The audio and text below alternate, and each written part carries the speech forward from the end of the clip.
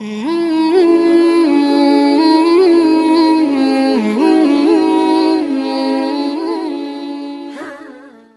اللہ آخر میں ہم منت کرتے ہیں جو وبا تیری طرف سے آئی ہوئی ہے، تیری ناراضگی ہے، یا اللہ ہمارے اوپر سے اسے ہٹا دے، یا اللہ ہمارے اوپر سے اسے ہٹا دے۔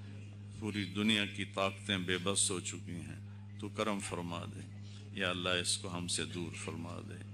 اور یا اللہ غیر مسلم بھی تیرے بندے ہیں اور مسلم بھی تیرے بندے ہیں، دونوں ہی تیرے بندے ہیں۔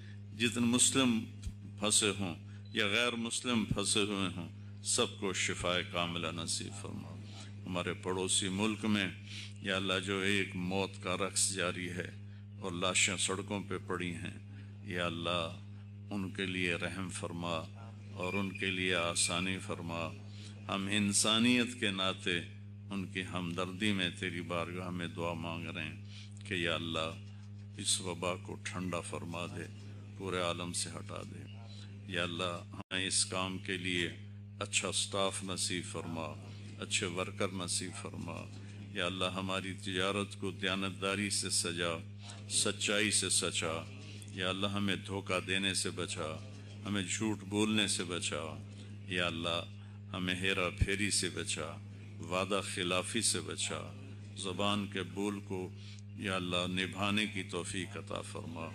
ہم بول کے پھر نہ جائیں، اللہ جو بول ہو جائے اس پہ ہمیں ثابت اور قائم فرما۔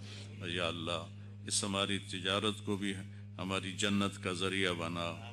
یا اللہ جیسے ہم مسجد میں جانے کا اجر سوچ کے جاتے ہیں، یہاں بھی آئیں تو اس نیت سے آئیں کہ یا اللہ سچائی اور دیانتداری والی تجارت کر کے نبیوں کا ساتھ لینا ہے۔ سچا تاجر نبیوں کے ساتھ اٹھایا جائے گا، ہمیں بھی نبیوں میں اٹھانے والا بنا دے۔ وصلی اللہ تعالی نبی الکریم، آمین برحمتک یا